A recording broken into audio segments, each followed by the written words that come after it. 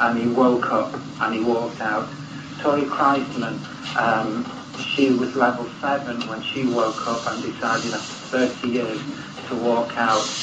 It becomes valuable. The more you invest in something, the more valuable it seems. And if you're in it for so long, it's invaluable. The second thing is they audit you, and when they audit you, they write down every single word you say, and from the very, very beginning, they ask you your deepest, darkest secrets. You have to tell them everything.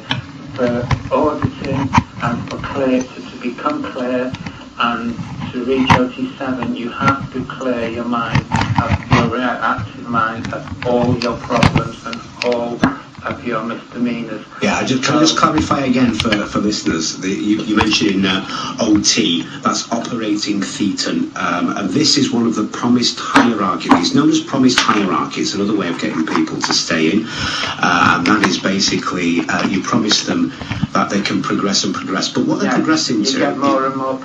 You get more and more gifts, by OT5 you're telepathic, by OT6 you're telekinetic. Yeah, but the big problem is they're no good in the outside world.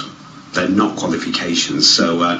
they don't work, it doesn't work. Of course it doesn't, I know, I've done it. Who's been, I don't know if it's yourself or a colleague, but most people who've been in it say the longer you're in it, the worse you get.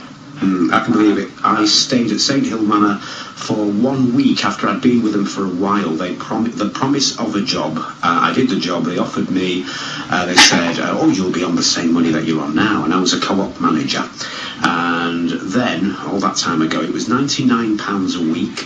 They gave me £7 at the end of the week. When I queried it, they said, "You're living in a mansion, and we've always got to feed you." The food, I mean, malnutrition is rife. I don't know if it is now or not, but back then it was beans and bread every day, and if you were lucky, you got cheese on a Saturday. Yes, the food is dreadful, and you live in a dormitory with about 20 other people and multiple beds. Which looks exactly like the dormitory that I saw all the dead bodies on in the Heaven's Gate sex that I mentioned before. Absolutely. I've got a video up on my YouTube account, and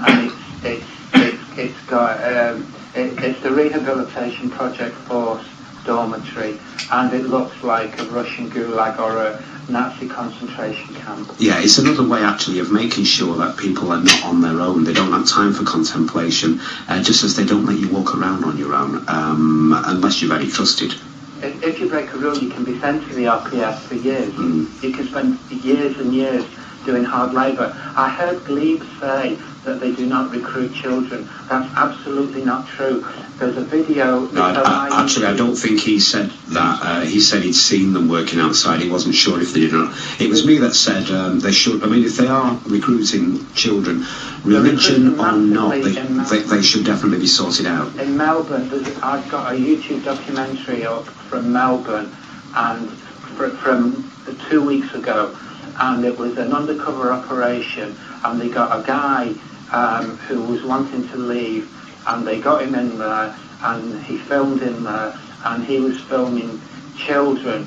There was, I mean, we're talking 20 or 30 children working in the Melbourne org, and there was they interviewed a 15-year-old girl who had to chastise a 45-year-old man for masturbating. Oh, that's disgusting.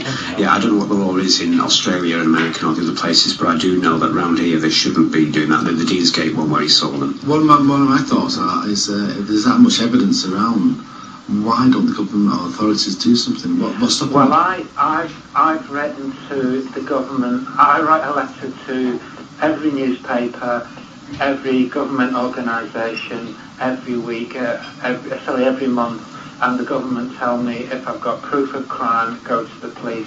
Now I've just made a video, and it's 9 minutes. You're limited on YouTube by 10 minutes. It's 9 minutes 59 long, and this video, if anyone's listening, it's called "To Gordon Brown, PM: Why Scientology Should Be Banned," and and I've just bought 50 CDs, and I'm sending that to every newspaper editor, every government minister in power, in the cabinet, and the Prime Minister himself, the opposition. There is one thing that I'd caution you on. If you've been taking pictures and there are kids there, please don't put that on to something which is as open as YouTube. You never know who's watching it unless you can actually blank out the kid's face. No, this is when I attend the protests, I have a leaflet, and I have the title is 10 Reasons Why Scientology is the World's Most Dangerous Cult, and it's a list of those 10 reasons with images. None that I've taken, all taken from the internet. Yeah, but again, don't copy them, because again, it's just as bad as taking the pictures yourself.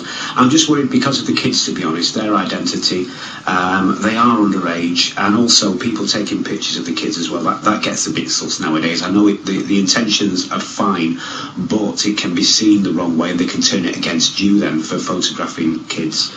Could you also send us a link as well? Email the link to us. We'd love to see it. Yeah. I can. Yes.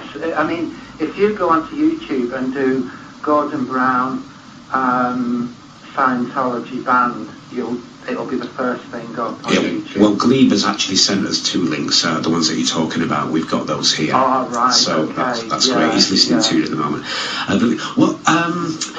Go on, sorry. I was going to say, has anyone mentioned Judge Leight's description of Scientology from 1984 from the Old Bailey case? Not yet, no. Well, Judge Leigh, oh gosh, 1 second. It's okay. 1 second while I get my wallet. It'll be literally 1 second. Right, I'm back. And we're talking to Chris at the moment, who's a friend of our caller, Tony, earlier, who is still trying to get Becky back. So you found it now, Chris? I found it, yes. Judge Leigh in the Old Bailey said in 1984, Scientology is both immoral and socially obnoxious. I read that. I've heard this. Sinister and dangerous. It is corrupt because it is based on lies and deceit, and has as its real objective money and power from Mr. Hubbard. L. Ron Hubbard died 2 years later. It's now David Miscavige. It is sinister because it indulges in infamous practices, both to its adherents who do not toe the line unquestionably, and to those who criticise it or oppose it. That's where they throw game you and try and destroy you. It is dangerous because it is out to capture people and to indoctrinate and brainwash them so that they become the unquestioning captives and tools of the cult, withdrawn from ordinary thought, living and relationships with others. Okay, that's a judge, was it? That's Judge later, yes. Right, okay, that's one judge's version. One thing that I must say at the moment is I don't want anybody to think that we're being unfair. All night tonight, there's been an opportunity for anybody from the Scientology organisation and from any other cult that's out there, whether we've mentioned them or not, to come on and give their view as well. I did email Scientology because I knew that we'd be talking about that tonight because I knew we'd have the caller, and nobody got back to me. So I know they're listening. I know somebody's listening, but the opportunity's been there. We're not being one-sided, and if anybody does want to get back on this or on another show from Scientology, give your side of it, and I personally would more than welcome. They never will. When they're asked for comments to give discussion on Anonymous, who are the who's I know they are. Group who have come up. I mean, before Anonymous, there was literally a handful of people fighting Scientology. Yeah, of course, a lot of them parents. But they will never, ever, ever, no member of Scientology will go in front of a camera and speak about it. They will release a statement calling us cyber terrorists. Well, that's fine. Let them give me a statement. I'll mind I'll read their statement out. But all I'm saying is the opportunity's there. I don't want to appear one-sided. I am biased, but I've got reason to be. But having said that, they do deserve to be able to speak if they want the opportunity. They've got it. Yeah. I mean, all I know is what I've read, and I discovered it in very early February, and in all honesty, I've never protested anything in my life. I haven't. you know, I've gone through my life just living it happily, joyfully, and nothing in the world has ever bothered me. But when I saw those post-mortem photographs of Leigh McPherson, they were absolutely horrific. I know, I have seen, I must just mention at this point as well, the video you mentioned before, UFO Joe, a regular contributor to our show, has just messaged to say the video's not available. So that's strange, it's suddenly become unavailable throughout our show. Which video is that? He just said the one you requested. He said it's not available, so I'm not sure. It's gone way past it, but he's a very reliable person, is our Joe. So it's suddenly not available. Well, I had one taken down yesterday. There's